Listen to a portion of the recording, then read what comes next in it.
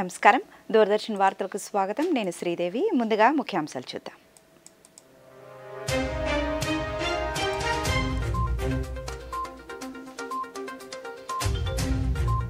Bharat America దేశాల మధ్య సానుకూలమైన సంబంధాలు ఉన్నాయన్న భారత ప్రధానమంత్రి నరేంద్ర మోదీ జీఎస్టీ సంస్కరణలు పేద మధ్యతరగతి ప్రజలకు ఎంతో ప్రయోజనం చేకూరుస్తాయన్న కేంద్ర మంత్రి అశ్విని వైష్ణవ్ కర్నూలు జగన్నాథ గట్టులో టిడ్కో కాలనీని పరిశీలించిన రాష్ట్ర మంత్రులు నారాయణ టీజీ భరత్ లఘు చిత్రాలు సమాజానికి మంచి సందేశాలు అందిస్తున్నాయన్న మంత్రి నిమ్మల రామానాయుడు పశ్చిమ మధ్య బంగాళాఖాతంలో కొనసాగుతున్న ఉపరితల ఆవర్తనం ఉత్తరాంధ్ర జిల్లాలకు వర్ష సూచన. ఇక వివరాలు భారత్ అమెరికా దేశాల మధ్య సానుకూలమైన సంబంధాలు ఉన్నాయని భారత ప్రధానమంత్రి నరేంద్ర మోదీ పేర్కొన్నారు. ఇరు దేశాల మధ్య భవిష్యత్ అభిముఖంగా ఉన్న సమగ్ర భాగస్వామ్యం అమలవుతోందని ఆయన తెలిపారు. అమెరికా అధ్యక్షుడు డొనాల్డ్ ట్రంప్ చేసిన వ్యాఖ్యలకు సామాజిక మాధ్యమం వేదికగా ప్రధాని స్పందిస్తూ భారత్ అమెరికా సంబంధాలపై అమెరికా అధ్యక్షుడు వ్యక్తం చేసిన భావాలు సానుకూలమైన అంచనా పట్ల హర్షం ప్రకటించారు.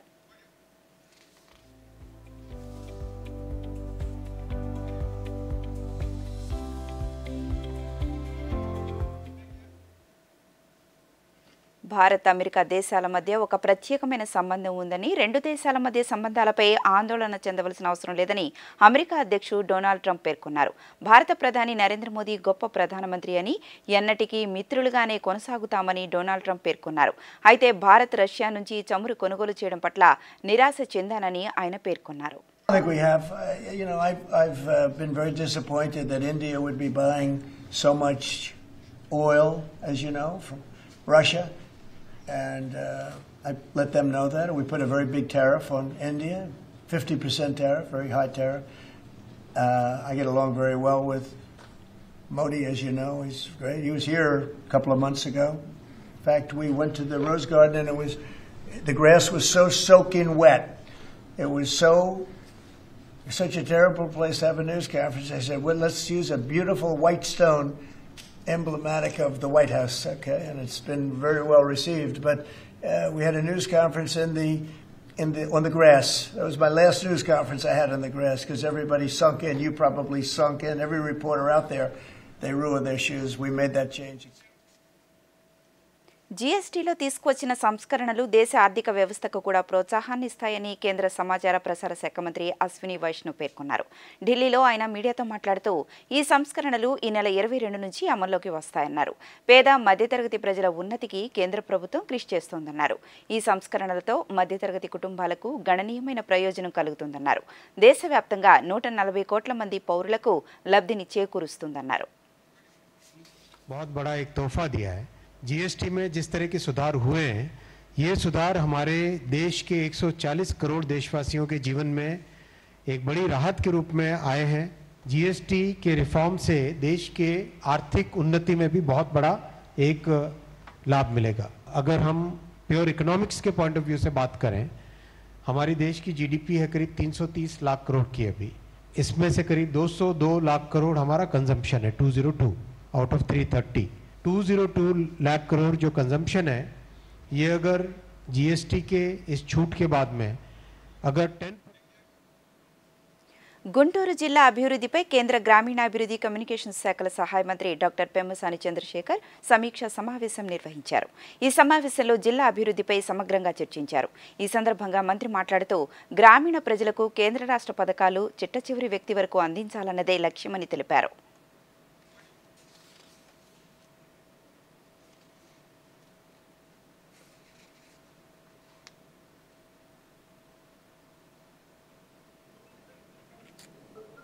ప్రైవేట్ అండ్ పబ్లిక్ బ్యాంక్స్ వాళ్ళందరినీ అధికారులు అందరం కూర్చొని అసలు లోన్స్ ఏ విధంగా డిస్ట్రిబ్యూట్ అవుతున్నాయి, 60 to 70% రూరల్ సెక్టారు పూర్ పీపుల్లోనే ఎక్కువ ఉన్నటువంటివి. గౌరవ ప్రధానమంత్రి గారు కానీ ముఖ్యమంత్రి గారు కానీ కొన్ని స్కీమ్స్ పెట్టారంటే అవి ఎన్నో ఆలోచించి బాటమ్ అప్ని పైకి తీసుకొచ్చే విధంగా, బాటమ్ పీపుల్ని పైకి తీసుకొచ్చే విధంగా పెట్టినటువంటి స్కీమ్స్ని ఇవి ఇంప్లిమెంటేషన్ కరెక్ట్గా అవ్వకపోవటం వల్ల ఫెయిల్ అవ్వకూడదు అనేటువంటి ముఖ్య ఉద్దేశం. ఇప్పుడు అంటే ఇందులో కొన్ని బ్యాంక్స్ పర్ఫార్మెన్స్ మరీ వీక్గా ఉన్నాయి. కంపేరిటివ్ అది. అంటే ఆ పేర్లు చెప్పి వాళ్ళని ఎవరిని ఇట్లా చేయాలని కాదు, కానీ బట్ వాళ్ళకి ఒక 3 months టైం ఇచ్చాం. ఈ 3 monthsలో వాళ్ళు ఎక్కడెక్కడ డెఫిషియన్సీస్ ఉన్నాయి ఇవన్నీ వాళ్ళు కరెక్ట్ చేసుకుంటే మాకేం ప్రాబ్లం లేదు. అలాగని కరెక్ట్ చేసుకోకపోతే ఆ బ్యాంక్స్ పేర్లు ఇవన్నీ కూడా పబ్లిక్కి డిస్ప్లే చేయాల్సి వస్తుంది. డిపాజిట్లు వేసుకునే వాళ్ళు కానీ బ్యాంకులకు బిజినెస్ ఇచ్చేవాళ్ళు కానీ మీరు కూడా ఆలోచించాల్సింది ఏంటంటే ఏ బ్యాంక్ అయినా ఒక కంప్లీట్ హోలిస్టిక్ సోషల్ రెస్పాన్సిబిలిటీ తీసుకోవాలి. పేదవాళ్ళకి రైతులకి న్యాయం చేసే విధంగా వాళ్ళ పాలసీస్ ఉండాలి. అలా ఉన్నప్పుడే అలాంటి వాటినే మనం కూడా. కర్నూలులోని జగన్నాథ ఘట్టులోని టిట్కో కాలనీని రాష్ట్ర మంత్రులు నారాయణ, టీజీ భరత్ పరిశీలించారు. అనంతరం కాలనీలో సమస్యలపై అధికారులతో సమీక్ష నిర్వహించి టిట్కో ఇళ్ల సమస్యకు శాశ్వత పరిష్కారానికి చేపట్టాల్సిన చర్యలపై దిశానిర్దేశం చేశారు. ఈ సందర్భంగా మంత్రి నారాయణ మాట్లాడుతూ టీడీపీ హయాంలో రాష్ట్రంలో 7 లక్షల టిట్కో ఇళ్లను మంజూరు చేశామన్నారు. మహిళలు సొంత ఇంటిలో భరోసాగా ఉండాలన్నది ప్రభుత్వ లక్ష్యమని తెలిపారు.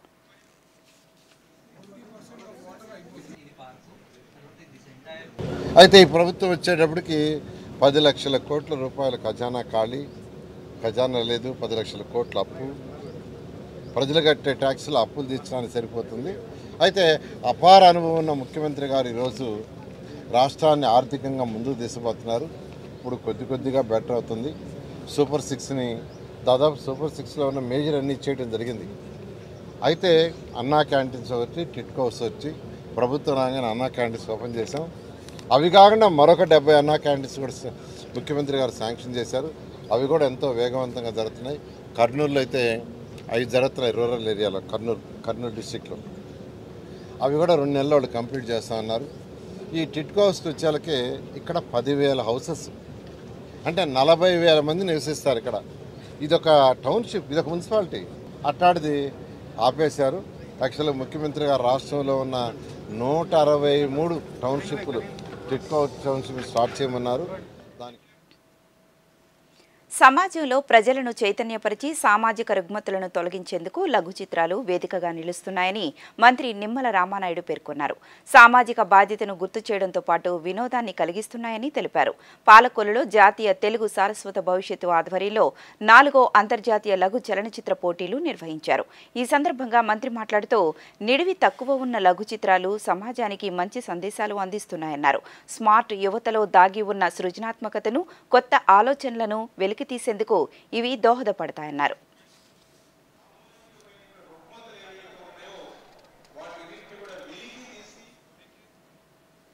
ప్రతి కుటుంబం నుంచి ఒక పారిశ్రామికవేత్త తయారు కావాలనే సంకల్పంతో ఏఐ ఫర్ ష్యూర్ కార్యక్రమాన్ని ప్రారంభించినట్లు ఎన్టీఆర్ జిల్లా కలెక్టర్ డాక్టర్ జి లక్ష్మీస పేర్కొన్నారు. విజయవాడలోని రైతు శిక్షణ కేంద్రంలో ఒక కుటుంబం ఒక పారిశ్రామికవేత్త ఏఐ ఫర్ ష్యూర్ కార్యక్రమాన్ని కలెక్టర్ ప్రారంభించారు. ఈ సందర్భంగా లక్ష్మీస మాట్లాడుతూ పారిశ్రామికవేత్తలుగా ఎదగాలనుకునే మహిళలకు ఇప్పటికే శిక్షణ ఇచ్చినట్లు తెలిపారు.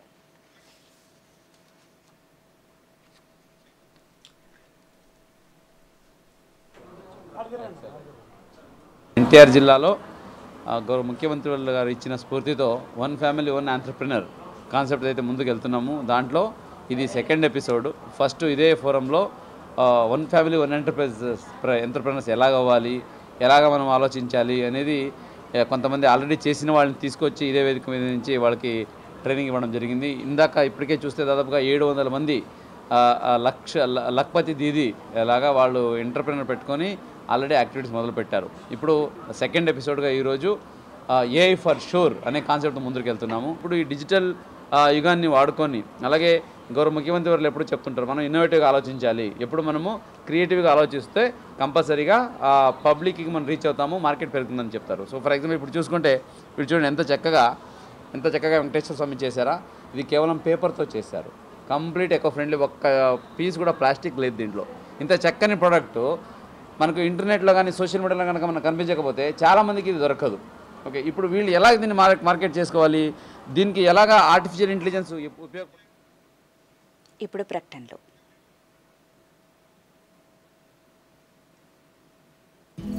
పెద్ద కొడలా, ఇది నీ కోసం అమ్మా. దీనికి తొందర వచ్చింది. అరే చిన్న కొడలా, ఇదేమో నీ కోసం. ఇదిగో ఇది నా చిట్టి తల్లి కోసం. కానీ నాయనమ్మా మీకోసం అంతా తనదే. నా బ్యాంక్, లాకర్, ఫిక్స్డ్ డిపాజిట్ అన్నిట్లోనూ ఈవినేగా నామినీ చేశాను. రేపు నేను లేనప్పుడు డబ్బు ఈవిడికి సులువుగా లభిస్తుంది. శుభం పలకండి. ఏంటిది? ఆర్బీఐ అంటుంది విషయాలు తెలుసుకోండి, జాగరూకంగా ఉండండి. मलेरिया का कारण रुके हुए पानी में पैदा होने वाला एनोफिलीज मच्छर।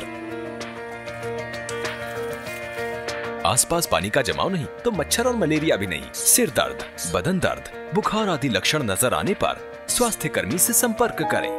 गर्भवती महिलाओं और बच्चों के लिए विशेष सावधानी जरूरी है। इलाज में देरी से मलेरिया जानलेवा भी हो सकता है। सरकारी अस्पतालों में मलेरिया की जांच व इलाज मुफ्त है। తిరిగి వివరాల్లోకి వెళ్తే రహదారులు వెడల్పు చేయడం ద్వారా అభివృద్ధి వేగవంతమవుతుందని ఆముదాల వలస శాసనసభ్యులు కూన రవికుమార్ పేర్కొన్నారు. నియోజకవర్గంలోని సరిబుజ్జిలి జంక్షన్లో రోడ్ల విస్తరణ, కొత్త సీసీ రోడ్ల నిర్మాణానికి శంకుస్థాపన చేశారు. ఈ సందర్భంగా ఆయన మాట్లాడుతూ 12 కోట్ల రూపాయల ఉపాధి హామీ నిధులతో రహదారి నిర్మాణ పనులను చేపట్టామన్నారు. ఈ అభివృద్ధి పనులతో చుట్టుప్రక్కల ప్రాంతాలకు రవాణా సులువవుతుందన్నారు.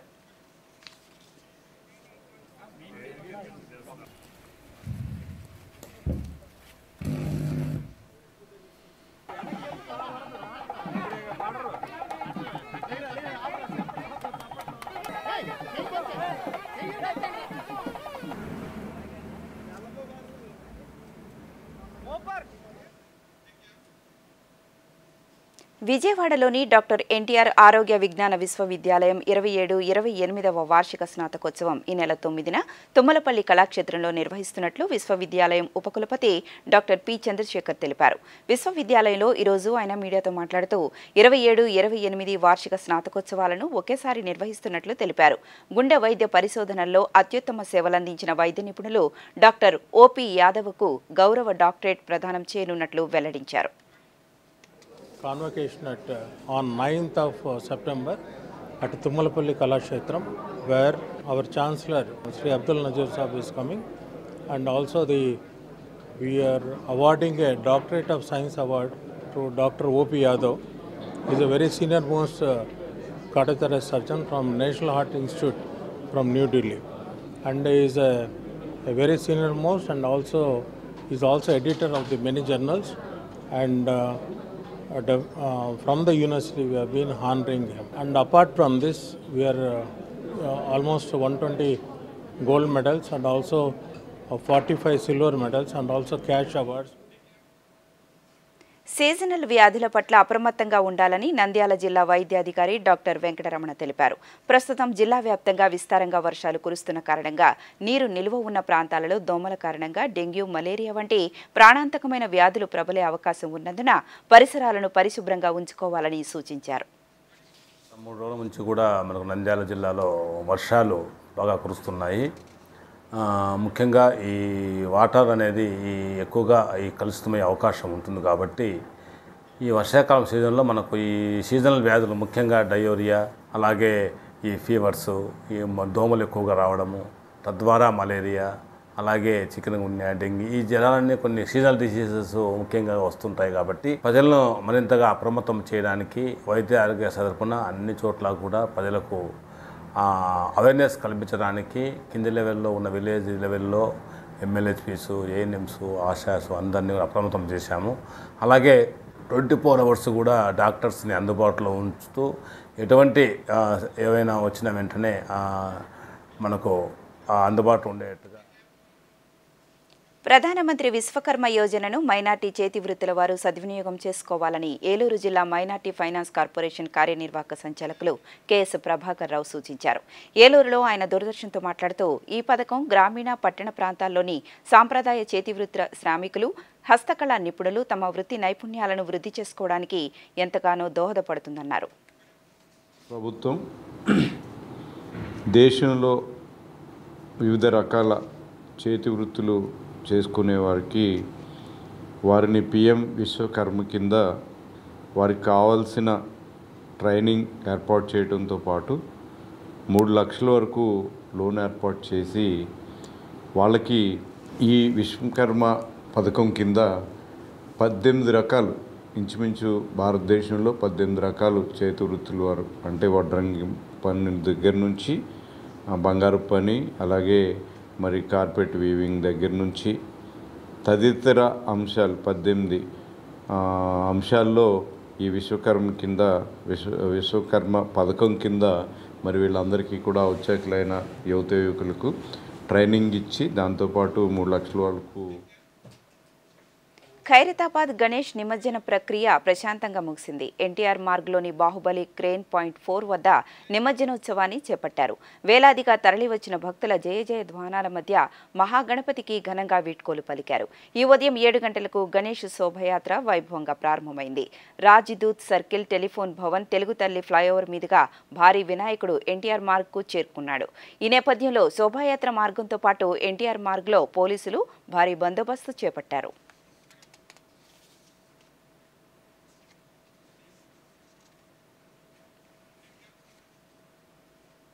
భారతదేశం పునరుత్పాదక ఇంధన రంగంలో చారిత్రాత్మక మైలురాయి చేరుకుంది.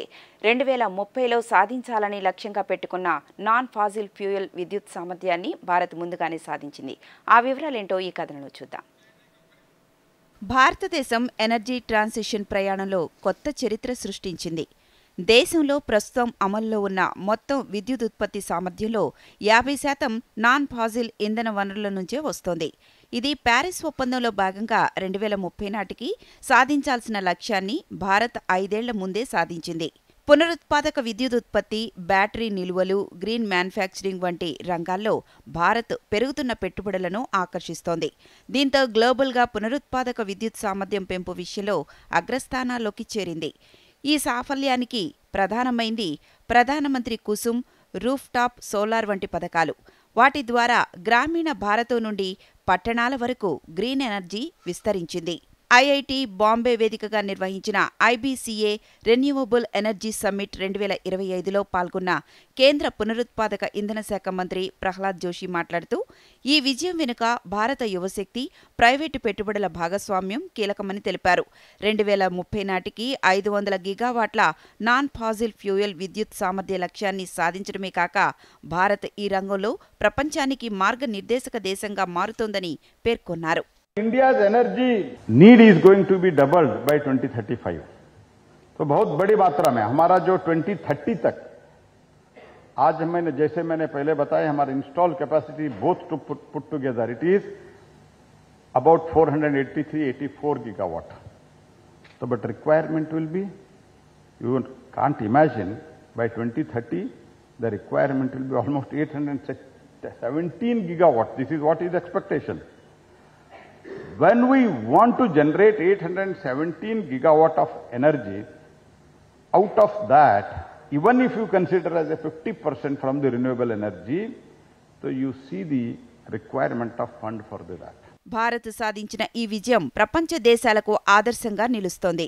పునరుత్పాదక ఇంధన రంగంలో భారత యువత, పారిశ్రామికవేత్తలు, పాలసీ మేకర్లు కలిసికట్టుగా మరింత కృషి చేస్తే గ్రీన్ ఇండియా, క్లీన్ ఇండియాను సాధించాలన్న స్వప్నం త్వరలోనే సాకారం కానుంది. భారత సైన్యంలోకి నూతనంగా 207 మంది ఆఫీసర్ క్యాడెట్లు జాయిన్ అయ్యారు. ఇందులో పురుషులతో పాటు మహిళలు కూడా ఉన్నారు. గయాలోని ఆఫీసర్స్ ట్రైనింగ్ అకాడమీలో జరిగిన అద్భుతమైన పాసింగ్ అవుట్ పెరేడ్లో ఎస్ఎస్సీ కోర్సుల నుండి వీరు ఈ అర్హత సాధించారు. లెఫ్టినెంట్ జనరల్ అనింద్య సేన్ గుప్తా సమీక్షించిన ఈ కార్యక్రమంలో వీరు అత్యుత్తమ శిక్షణను ప్రదర్శించారు.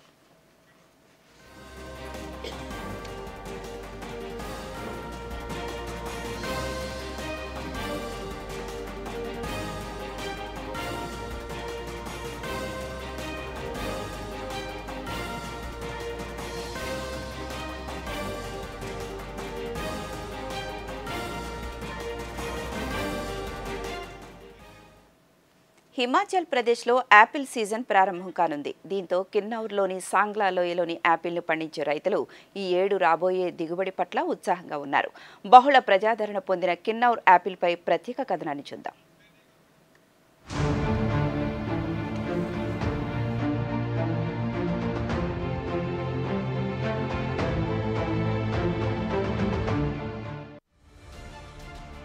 హిమాచల్ ప్రదేశ్ కిన్నౌర్లోని రైతులు సాధారణంగా యాపిల్తో పాటు కుంకుమ పువ్వును కలిపి పండిస్తారు. శీతాకాలంలోనూ వేసవి కాలంలోనూ ఉష్ణోగ్రతలు మరీ ఎక్కువగా లేకపోవటం వలన హిమాలయాలు యాపిల్ సాగుకు అనువుగా ఉంటాయి.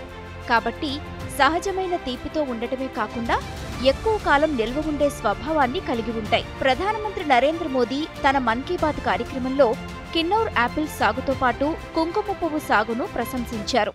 अब जब सेबों की चर्चा हो रही है तो आपने किन्नौरी सेब का नाम जरूर सुना होगा।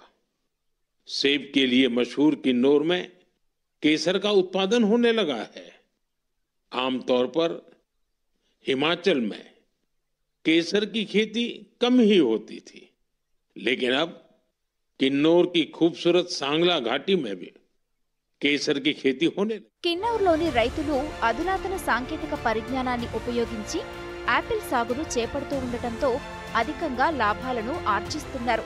ముఖ్యంగా సహజమైన చల్లటి వాతావరణంలో పెరగటం వలన ఈ యాపిల్ సమృద్ధిగా పోషకాలను కలిగి ఉన్నాయి. తద్వారా హిమాచల్ ప్రదేశ్లో యాపిల్ ఉత్పత్తిలో కిన్నౌర్ జిల్లా 3వ స్థానంలో నిలిచింది. దీంతో స్థానిక రైతులు ఆర్థిక స్వావలంబన సాధిస్తున్నారు. सांगलालो రైతు మోహన్ ప్రకాష్ యాపిల్తో కుంకుమ పువ్వును కలిపి పండిస్తూ ఇతరులకు కూడా శిక్షణ అందజేస్తున్నారు. जैसे अभी प्रधानमंत्री श्री नरेंद्र मोदी जी ने हमारे किन्नौर वालों को ये मन की बात में ये कहा था कि किन्नौर में सेब के साथ लोग केसर भी उगा रहे हैं। वाकई बिल्कुल सच बोला उन्होंने। बहुत वो है, मैं अच्छा लगा मेरे को भी ये बातें सुन के, क्योंकि इसका मैं जीता जागता प्रमाण में खुद हूँ। కుంకుమ పువ్వు సముద్ర మట్టానికి 1500 నుంచి 1800 మీటర్ల ఎత్తులో పెరుగుతుంది.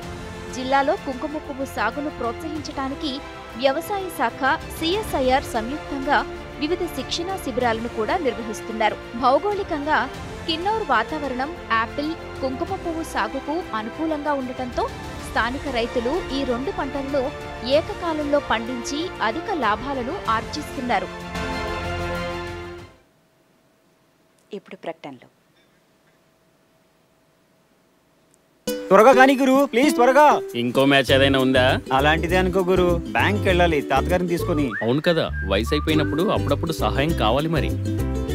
కానీ బ్యాంకింగ్ కి కాదు. అయినా గానీ ఆర్బీఐ ఉంటుంది సీనియర్ సిటిజన్స్ అందరికంటే ముందని. మీరు 70 ఏళ్లు నిండిన వారైనా మీరు బ్యాంకుకి వెళ్ళలేకపోయినా బ్యాంకు మీ దగ్గరికి వస్తుంది అవసరమైన సేవలతో, అది యోగ్యమైన ధరలకి.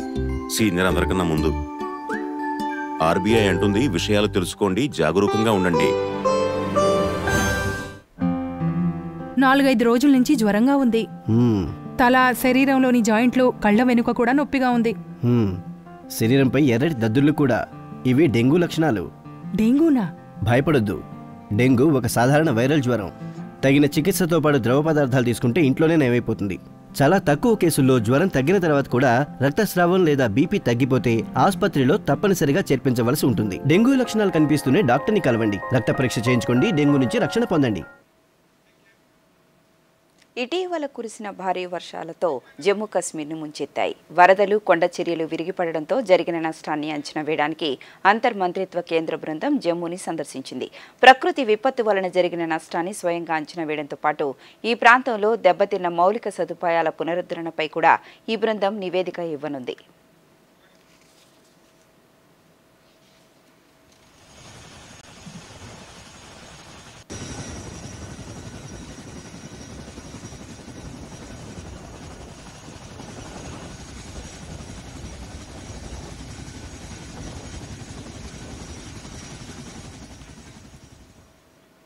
గుబాళించే పరిమళం, చూడచక్కని రూపం సంపెంగ పూల సొంతం. వీటిలో భిన్న జాతులు ఉన్నాయి. దేని ప్రత్యేకత దానిదే. అయితే బంగారు చంప, సోంచాప పేర్లతో పిలిచే ఈ రకం సంపెంగ పూలు ప్రత్యేకమైనవి. రైతులకు ఆదాయాన్ని ఆర్జించి పెడుతూ మార్కెట్లో అధిక డిమాండ్ కలిగిన సోంచాప పూలపై మరింత సమాచారం ఈ ప్రత్యేక కథనంలో తెలుసుకుందాం. పచ్చటి ఆకుల మధ్య విరిసి దోబూచులాడే బంగారు చంపా పూలను వివిధ అవసరాలకు వినియోగిస్తారు. విరివిగా అలంకరణల్లోనూ, పూలదండల కోసమూ వాడతారు. సుగంధ నూనెల తయారీలో వినియోగిస్తారు. శాస్త్రీయ నామం మాగ్నోలియా చంపక. 50 మీటర్ల ఎత్తుదాకా పెరిగే ఈ చెట్ల పెంపకానికి పూర్తి స్థాయిలో సూర్యకాంతి, సమృద్ధిగా నీరు అవసరం. దేవాలయాలు ప్రత్యేక కార్యక్రమాల సమయంలో నీటి తొట్టెల్లో వీటిని ఏర్పాటు చేస్తారు. పరిసర ప్రాంతాల్లో సువాసనలు వెదజల్లి సందర్శకులను ప్రత్యేక అనుభూతికి గురిచేస్తాయి.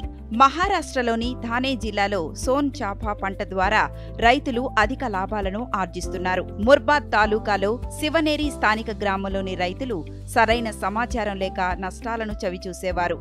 విసుగు చెందిన రైతులు కేంద్ర ప్రభుత్వం అందిస్తున్న సమాచారం మేరకు వివిధ సీజన్లకు అనుగుణంగా పంటలు వేయడం ప్రారంభించారు.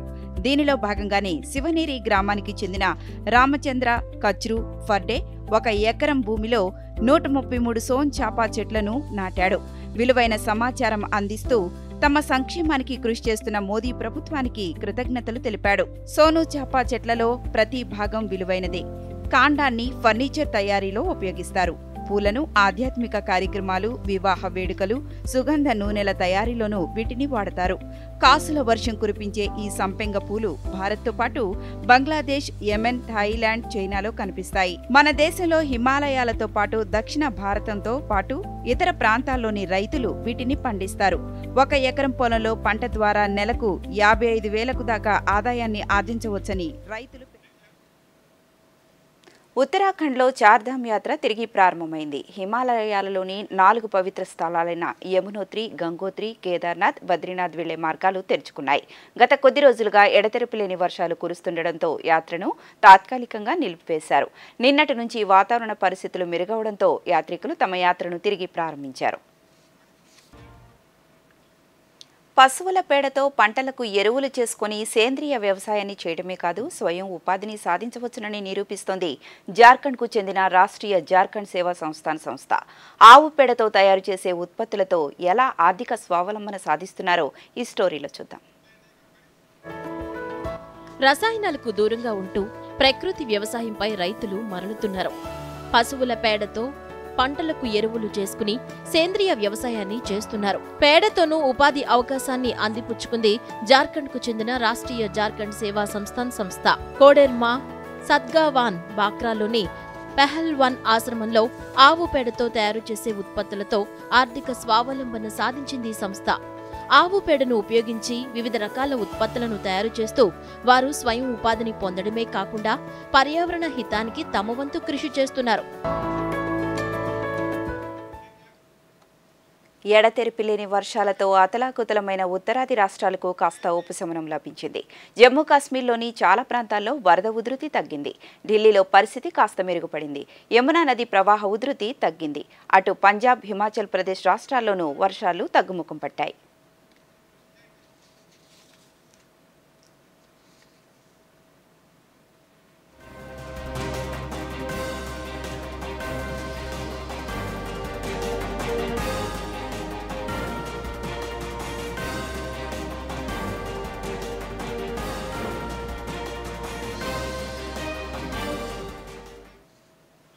వాయువ్య బంగాళాఖాతం దానిని ఆనుకుని ఉన్న పశ్చిమ మధ్య బంగాళాఖాతంలో దక్షిణ ఒడిశా, ఉత్తరాంధ్ర తీరాల మీదుగా ఉపరితల ఆవర్తనం కొనసాగుతోందని రాష్ట్ర విపత్తు నిర్వహణ సంస్థ మేనేజింగ్ డైరెక్టర్ ప్రఖర్ జైన్ తెలిపారు. ఆవర్తన ప్రభావంతో రేపు శ్రీకాకుళం, విజయనగరం, పార్వతీపురం మన్యం, అల్లూరి సీతారామరాజు, విశాఖ జిల్లాల్లో అక్కడక్కడ తేలికపాటి నుంచి మోస్తరు వర్షాలు కురిసే అవకాశం ఉందని అధికారులు తెలిపారు.